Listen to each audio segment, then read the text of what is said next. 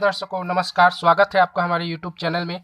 आज हम आपको बताएंगे सूर्य से अस्त होने वाले ग्रहों का प्रभाव कैसे देखा जाता है। सबसे पहले समझते हैं सूर्य से ग्रह अस्त कैसे होते हैं। सूर्य से ग्रह अस्त ऐसे होते हैं कि जैसे सूर्य क्लोजर डिग्री 1 डिग्री पे है, अगर उसी क्लोजर डिग्री में कोई और भी ग्रह आ जाए तो सूर्य से अस्त माना जाता है। अस्त ग्रहों का क्या प्रभाव है?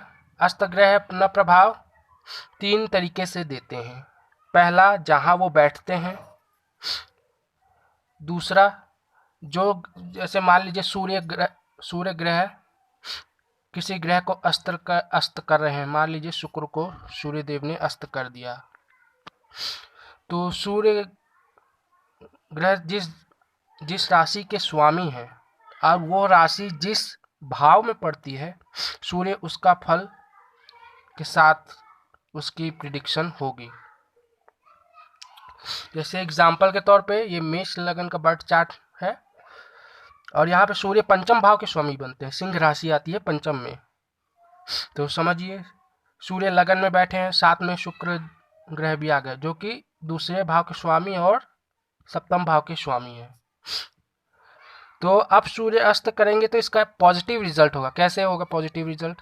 समझिए, क्योंकि लगन के कारक है सूर्य। मेष लगन की कुंडली में लगन के कारक है सूर्य, तो अब वो कारक बन के लगन में बैठे हैं, उच्च के हो के बैठे हैं और शुक्र को अस्त कर रहे हैं, जो कि शुक्र उनके भाव से मारक माने जा रहे हैं, मतलब उनके लिए कारक ग्रह नहीं है शुक्र।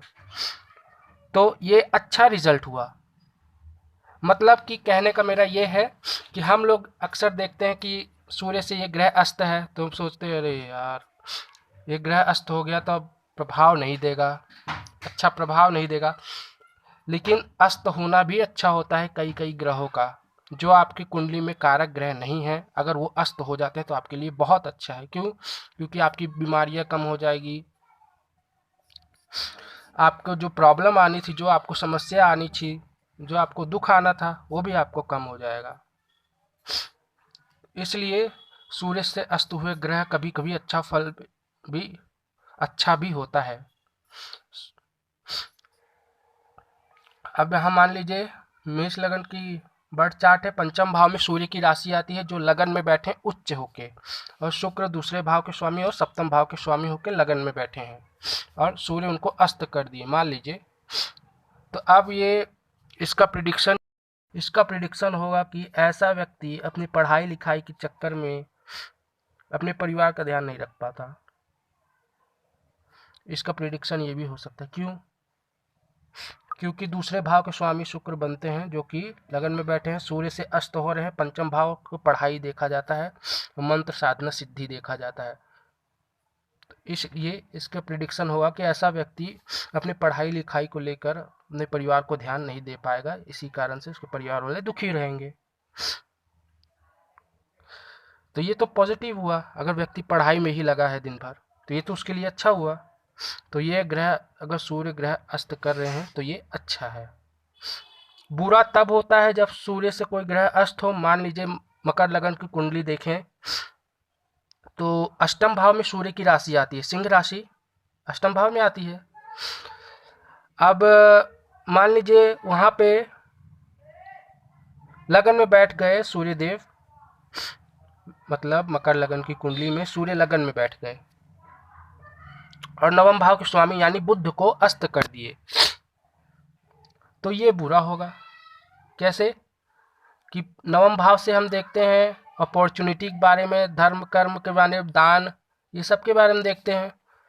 तो सूर्य ने बुध को अस्त कर दिया, यानी मकर लगन की कुंडली में नवम भाव के स्वामी बुध बनते हैं, तो बुध को सूर्य ने अस्त कर दिया लगन में। तो इससे होगा ये कि ऐसे व्यक्ति को अपॉर्चुनिटी आएगी, साथ में प्रॉब्लम भी। ऐसे व्यक्ति को अपॉर्चुनिटी मिलेगी लगन में बैठे बुध के कारण, लेकिन प्रॉब्लम आएगी सूर्य ने जो बुध को अस्त किया है इसके कारण। क्यों? मकर लगन की कुंडली में अष्टम भाव के स्वामी सूर्य बनते हैं, तो इसलिए प्रॉब्लम आएगी।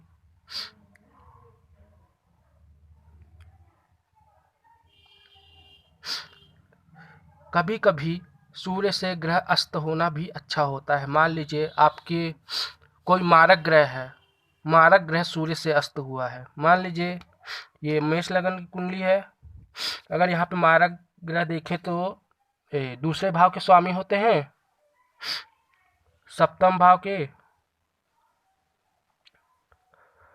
और एकादश भाव के भी। तो अगर ये ग्रह अस्त हो,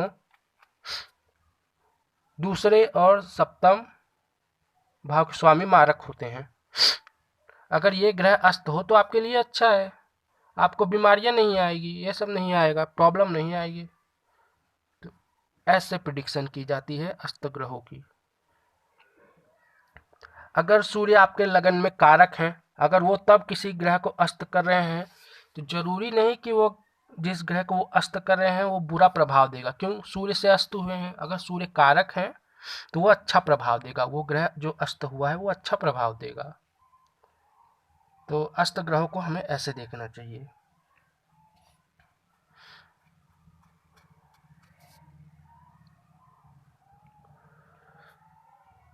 अगर मान लीजिए सूर्य ने छठे भाव के स्वामी को अस्त किया, तो ये तो और अच्छा है, आपके रोग नहीं होंगे, आपके शत्रु नहीं होंगे, आपके पास ऋण नहीं होगा, तो ये तो आपके लिए बहुत ही अच्छा हुआ ना। उसी प्रकार से अगर तो फ्रेंड, आई होप मैंने आपको अस्त ग्रहों के बारे में अच्छे से समझाया होगा। अगर आपको अच्छा लगा है तो हमारे चैनल को लाइक सब्सक्राइब शेयर जरूर कीजिएगा और ज़्यादा से ज़्यादा लोगों में शेयर कीजिएगा। Thanks for the watching video.